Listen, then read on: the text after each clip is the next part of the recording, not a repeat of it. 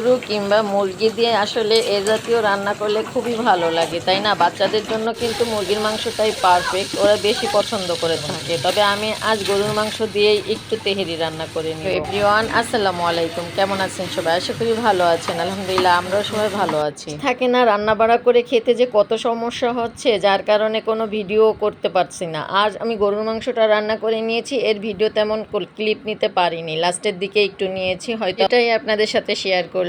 আর এই যে দেখছেন, আমি এখন কিন্তু তেহেরির রাইসটা রান্না করে নিচ্ছি। প্রথমে হালকা করে একটু পেঁয়াজ দিয়ে ভালো করে ভেজে তার ভিতরে একটু গরম মশলা দিয়েছি, একটু মশলা দিয়েছি, ভালো করে কষিয়ে নিয়ে আগে থেকে ভিজিয়ে রাখা চালগুলো আমি ভালো করে দিয়ে একটু ভেজে ভেজে নিলাম। তারপরে একটু গরম পানি দিয়েছি। এ পর্যায়ে আমি রাইসটা কিন্তু 70% সিদ্ধ করে নিয়েছি। আমি এখন মাংস দিয়ে দমে রেখে দিব কত সময়। দমে দিয়ে রাখলে কিন্তু আমার বাকিটা সুন্দরভাবে হয়ে যাবে। পর্যায়ে আমি ঢাকনা খুলে রাইস আর মাংসটা ভালো করে মিক্সড করে নিব। তারপর আমি আবারও কিন্তু দমে দেবো কিছু সময়। এর আগে আমি কিছু উপকরণ ব্যবহার করব। একটু ঘি দিব, একটু কেওড়া দিব, একটু চিনি, একটু টেস্টিং সল্ট।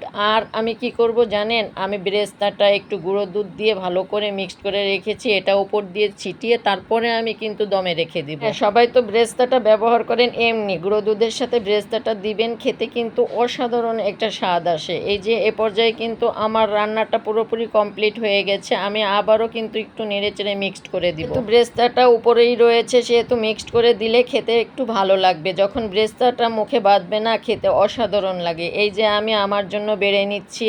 আজ কিন্তু তেহেরিতে অনেক মাংস হয়েছিল, আপনারা হয়তো বুঝতে পারবেন আমি যখন প্লেটে নিয়ে খাবো তখন। কেন যেন মনে হলো যে আমি একটু আপনাদের খাওয়ার ভিডিওটা শেয়ার করি, তাই রান্নাটাও খুব মজা হয়েছিল।